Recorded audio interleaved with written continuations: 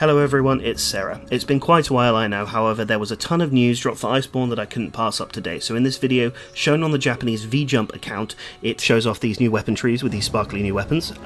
Pretty exciting stuff, however I'm not really looking to get into that today.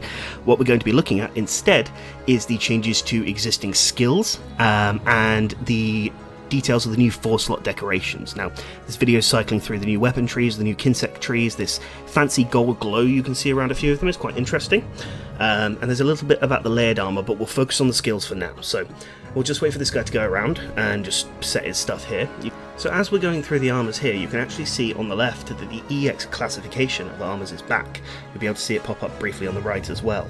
Now, this is interesting because EX was alongside, U and X armours, which denoted G rank or high rank armours in the game, and alongside this new alpha and beta system we can actually see that we've got another classification returning, potentially alongside gamma.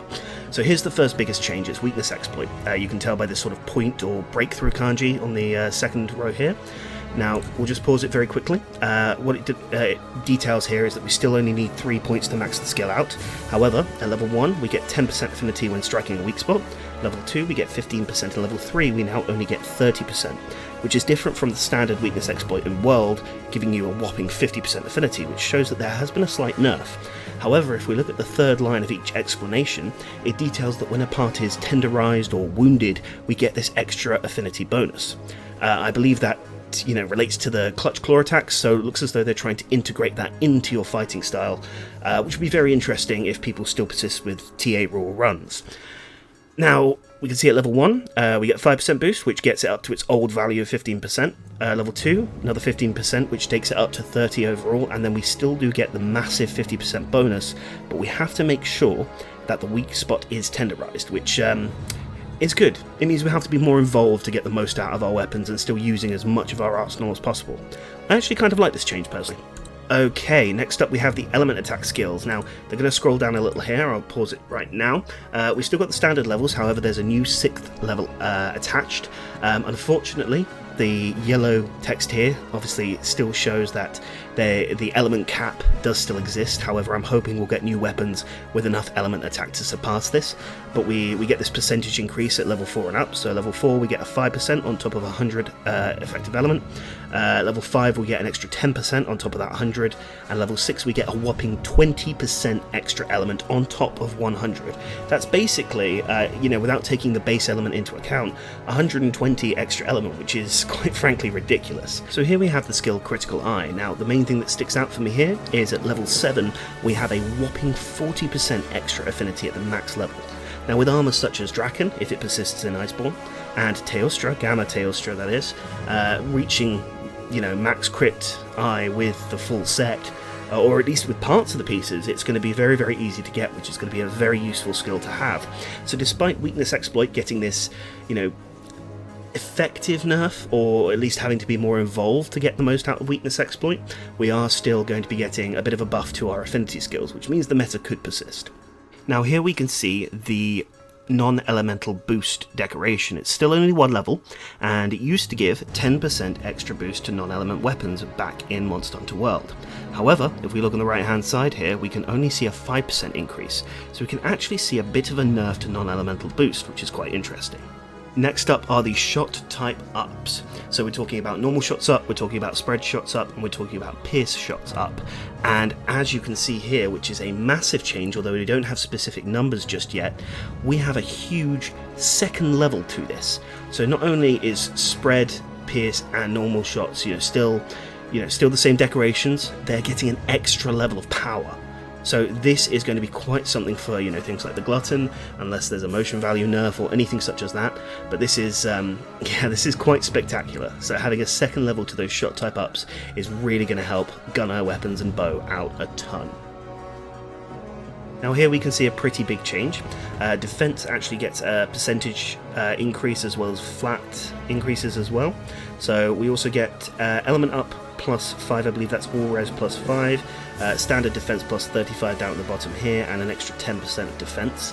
Defense was pretty useless if you had max out gear in World, so this might serve to make a difference. Personally, it's not a skill that I use all that often.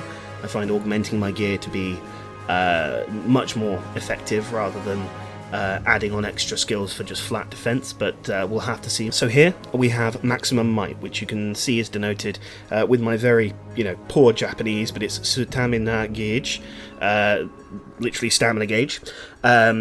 This basically is saying, okay, when your stamina gauge is full, you get an affinity increase, which you can see denoted here, 10%, 20%, 30%. Great, that's the old values, perfect. However, it does say that your gauge actually has to remain full for a while. Now, judging by some comments on Twitter, and I've seen around, the community, it seems as though 7 seconds, approximately, maybe 7 to 10 seconds, is the time that you need your gauge to be full, which is massive for weapons such as Hammer, who could get a buff from maximum might the moment that they finish their super pound, because their gauge would still shoot up to full.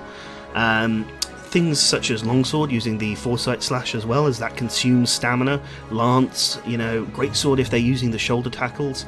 That's going to have a huge effect on that, and considering maximum might was such a good way to get low affinity weapons such as Joe and Diablos up to that maximum sweet 100% affinity that was required, this is going to be a very, very big change for this skill.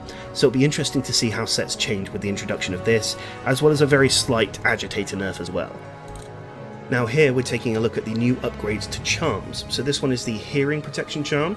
You can see it's now got a new 4th level at rarity 12, which is appears to be the max rarity with this shiny part around the charm here.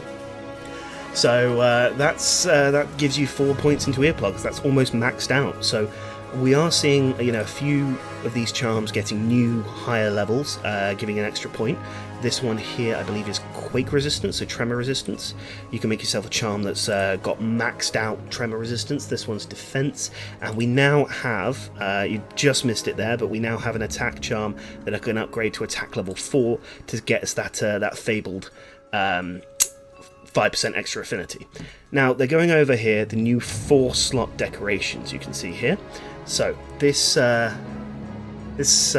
here has gone against the Nightshade Paolumu, and he's just scored himself a 4-slot decoration. Now this one is exciting. This is a rarity 9. This is artillery. So this is an artillery decoration 2, in brackets here 4. So showing it's a different type of artillery decoration, and it's got it takes up 4 slots. It says it gives increased power to artillery, I think is the vague translation of this. This one here I believe is bleeding resistance. You can see Coral Puke having an awful time in the background. Now look at this. This is 2 slots to artillery. 2 extra skills, 2 extra points. This is huge. Things like Gun Lance and Charge Blade and Wyvern Fire, heavy bow guns are going to have a field day with this. 2 points into artillery is insane. You can also see the other decoration, I believe they'll pull it up here in a second, gives 2 slots to bleeding resistance, I think, something like that. But that is ridiculous. 2 points from 1 decoration into artillery, with the way the word skill system works, is just obscene. One final thing here you can see up here, the hunter is fighting with the insect glaive against the new Viper Tobikadachi, and he's going to use the clutch claw in a second. Watch the icon.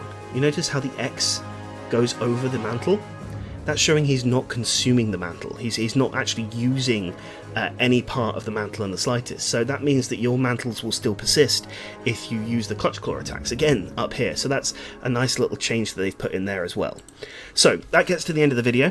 This is done very, very quickly. It's not my usual format. It's more just talking over a YouTube video. Normally I prefer to play the game, but these kind of changes look great for the positive. They look like they're going to change up the meta quite a bit. Maybe, I think overall we are still probably going to see a massive crit meta, but that remains to be seen. Maybe there'll be new skills introduced, much as the new offensive guard skill and things like that. So this news drop has been insane, and these new small little details could actually give us a hint of what's to come. Anyways, what I'm going to do here is I'm going to leave you guys alone, let you guys think about all these changes. Please let me know what you think could be a great change for the meta down below. Any thoughts you have about the changes I've shown in this video, please just let me know. Let's have a chat about it. You can also have a look in the description. I've got a few links to my stuff there, my Twitter, my Twitch, if you fancy looking at more stuff about Monster Hunter. I know I would. Have a lovely evening, lads. I'll speak to you all later.